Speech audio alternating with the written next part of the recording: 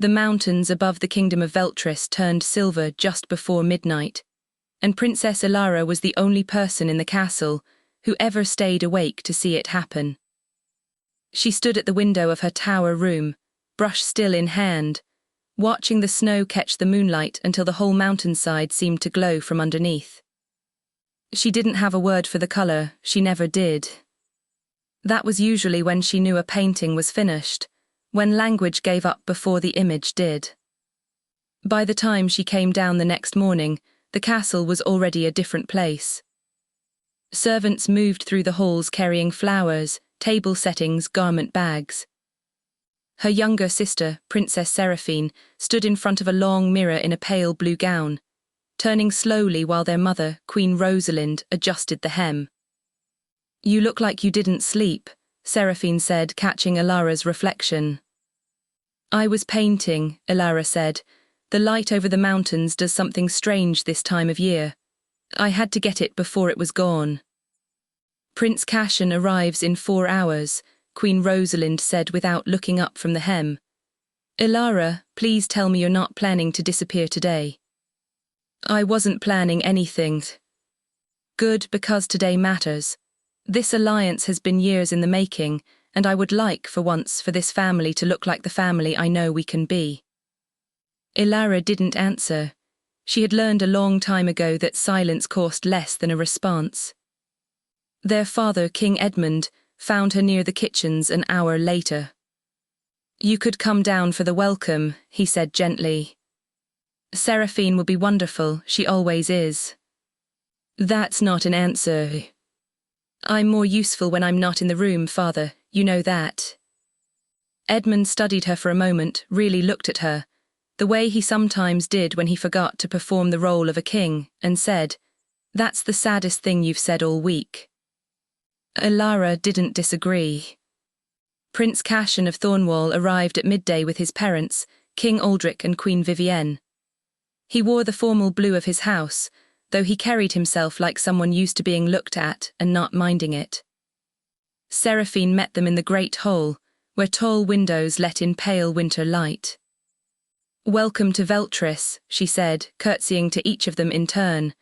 "The journey through the mountains must have been long." "Worth every mile," Cassian said, looking past her toward the windows. "The castle is more beautiful than I imagined." "I'm so glad you think so," Seraphine said. "I've been looking forward to meeting you, Your Highness." "The portraits didn't do this place justice," Cassian said. Across the hall, a young palace maid named Lena leaned toward another servant. "He's handsome." "Did you really just say that? You didn't even look up." "I looked for about a second." What Lena didn't say, because it wasn't her place to, was that Cassian's eyes had drifted toward the staircase twice in the last minute, toward the tower, where a door had just clicked shut. Elara had meant to stay in her tower room until the welcome feast ended. She'd done it before, entire evenings spent up there with the door closed, paint under her nails, the sound of music and laughter drifting up through the stone like something happening in another country. She didn't hear the door open. "Sorry," Cassian said when she turned around, startled, brush still in her hand. "The door was open. I didn't mean to." "It's always open," Elara said. "Nobody ever comes up here." He looked around, canvases stacked against every wall, half-finished landscapes, sketches of the same mountains over and over in different light. "Did you paint all of these?" "Yes. This one," he stopped in front of a canvas near the window, the mountains at night, snow lit from somewhere that didn't seem to exist. "What is that light?" "It only happens in winter, right before midnight. The snow catches whatever light's left and turns this color I can't actually name." "You don't need to name it," Cassian said. "It's right there." Elara set down her brush. "You should probably go back downstairs. Seraphine will wonder where you are." "Probably." He didn't move. "What do you do up here when nobody's around?" "Paint, walk the grounds at night, talk to almost no one." "I've never met anyone who thinks like that." "You've met Seraphine," Elara said, and there was something careful in the way she said it, not jealousy exactly, but a kind of warning. She's the one you should be talking to. Cashin looked at her for a long moment, like he was deciding whether to say something else. Then he didn't. He just nodded and left, and Elara stood there for a long time after the door closed, looking at the painting of the mountains as if it had changed somehow in the last 5 minutes. That night the great hall had been transformed.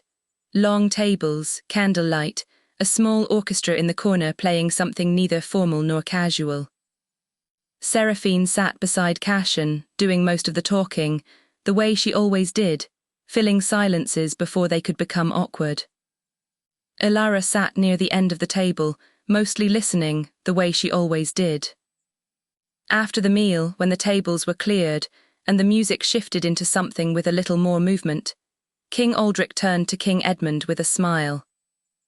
A dance between our two houses would round out the evening nicely, don't you think? Edmund smiled back. I think Seraphine would be delighted. Cashin stood, crossed the hall and stopped in front of Elara. The room noticed before Elara did. Conversations didn't stop exactly, but they thinned, the way a crowd thins when something unexpected happens at its edges. Would you dance with me? Cashin asked. I don't really. Just one. Elara glanced toward Seraphine, who was still smiling, though the smile had gone slightly rigid at the corners. Elara looked back at Cashin. Everyone's watching, she said quietly. As I know. She took his hand anyway. Later, walking back toward the stairs, Cashin caught up with her in the corridor, his voice low. That's going to cost me something, isn't it? Elara didn't answer. She didn't need to. She'd lived in this castle long enough to know exactly what it would cost, just not who yet would be asked to pay it. Queen Rosalind did not raise her voice. She had learned a long time ago that volume was for people who hadn't planned far enough ahead. She found Lena in the corridor just after midnight, the hall finally quiet, the guests retired to their chambers. Send for Lord Verk, Rosalind said. It's almost 1 a.m, my queen. I know what time it is, tonight, Lena. Lena hesitated. Is everything all right, my queen? He danced with her, in front of everyone. The Thornwalls are court, years of careful work, and he crosses the entire hall to dance with Elara like Seraphine isn't even standing there. Rosalind's voice stayed perfectly level. Send for Verk tonight. Lord Verk was the Queen's closest advisor, the kind of man kept around for situations that required things to disappear quietly. He arrived within the hour, and Rosalind met him in her chambers with the door closed. I want Elara's paintings removed from the tower by morning, Rosalind said. Every last one. And if someone asks where they went.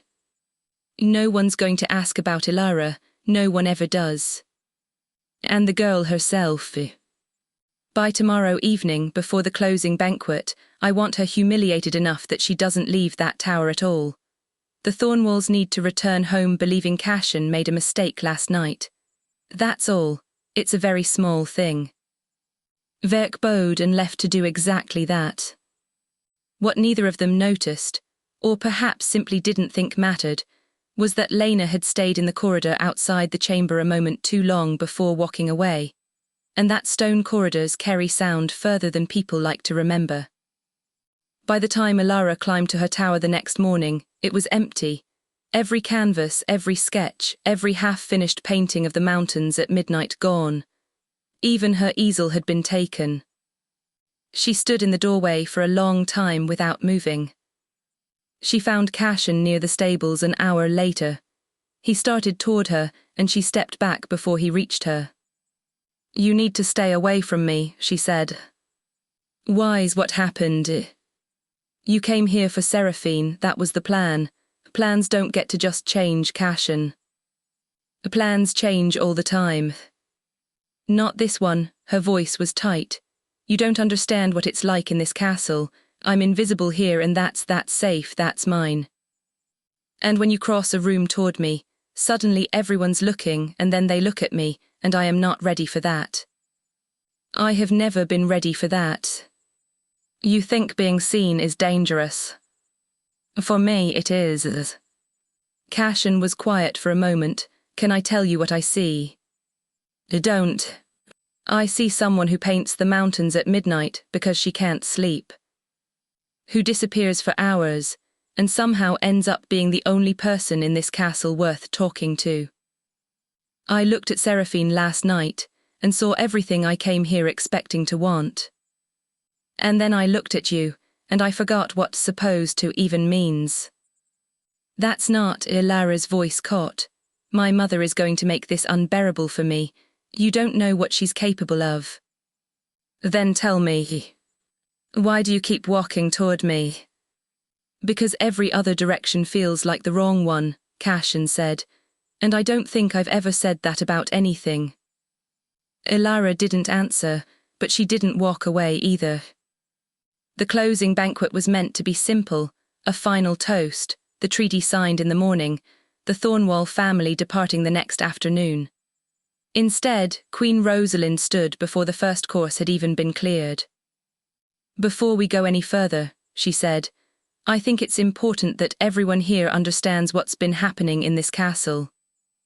It pains me to say this, but Elara has been deliberately pursuing Prince Cashin since the moment the Thornwalls arrived, manipulating situations, embarrassing her sister in front of guests. I think we all saw it last night. Then don't say it, came a voice from the doorway. Everyone turned. It was Lena, still in her maid's uniform, standing with her hands folded in front of her. Forgive me for interrupting, she said, but I was in the corridor outside your chambers last night, my queen. I heard everything you asked Lord Verk to do. This is not the time, Rosalind said sharply. Lord Verk, Lena said, turning toward him, would you like to tell everyone what you did to Princess Elara's tower last night? Or shall I read the letter you dropped in the east corridor this morning? That is a forgery. Lena held up a folded paper. It's in your own hand, my lord. She read it aloud, flat, unembellished, exactly as it had been written. Instructions to remove Princess Elara's paintings overnight and to ensure the Thornwalls departed believing Prince Cashin's behaviour the night before had been a scheme of Elara's making. The whole went very still. King Edmund turned slowly toward his wife, Rosalind, her paintings. Everything I have done, Rosalind said, I have done for this family. You destroyed her work, Edmund said, and you didn't think that was something I needed to know about. Edmund. Lord Verk, Edmund said quietly, you will leave this court tonight. Verk didn't argue. He left the hall without another word. Rosalind sat back down, very straight, very still, the way people sit when they are realizing in real time that a plan they built over years has just come apart in under 2 minutes. Father, Seraphine said quietly, looking at her mother, I didn't know about any of this. I believe you, Edmund said. He looked toward Elara, who was standing near the wall, very pale. Elara, I'm sorry. I have let things happen in this castle for a long time that I should have paid more attention to. King Aldrich cleared his throat, glancing at his son. Cashin, given everything that's just happened, perhaps it's best if we... Father, Cashin said. He stood up. I didn't come here expecting any of this, but I'd like to stay a little longer. With Elara, if that's permitted. Across the table, Seraphine looked at him, not with anger exactly, more like someone recalculating a number they'd been certain of for years. You're choosing the wrong sister. I'm choosing the right one, Cashin said. Later that night, after the Thornwalls had retired and the castle had gone quiet in the particular way castles do after something large has happened in them, Elara sat on the tower balcony with a blanket around her shoulders, looking out at the mountains. Cashin found her there.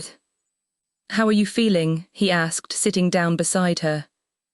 Like I'm in someone else's life, Elara said. It's yours, though. She didn't say anything for a moment. The mountains were dark, too early yet for the light she'd spent years trying to paint.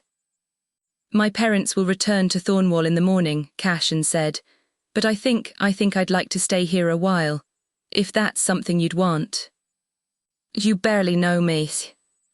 I know that you spent your whole life thinking you weren't allowed to take up space in this castle, Cashin said. And I know that the first time I walked into that tower, you made me feel like I was looking at the only real thing in it. I choose you. Every single day from here I choose you. Elara looked at him for a long time. You were standing across that hall last night, she said finally, and you were the only thing I could see. I just didn't know what to do with that. You don't have to do anything with it, Cashin said. Just don't go back to being invisible. Not because of me, just because you don't have to be anymore. In the morning, King Edmund walked up to the tower and found 2 servants there, quietly carrying canvases back up from a storeroom where they'd been hidden, unharmed, the night before. He stood in the doorway and watched as, one by one, the paintings of the mountains at midnight went back up against the walls, exactly where they belonged. Outside, the snow on the peaks had already started to catch the early light. Not the midnight colour Elara loved, not yet, but close enough that, for the first time in a long while, she didn't feel like she needed to run upstairs to capture it. Before it disappeared. It would still be there tonight, and so, she suspected, would Cashin. She spent her whole life invisible in that castle, Carment, Lena, if you think the real hero of this story was the maid who finally told the truth. And don't forget to subscribe and let me know where you are watching from. The paintings survived, the Queen's plan didn't. Part 2 coming. Who do you think Seraphine confronts first, her mother or Cashin? Let me know in the comment.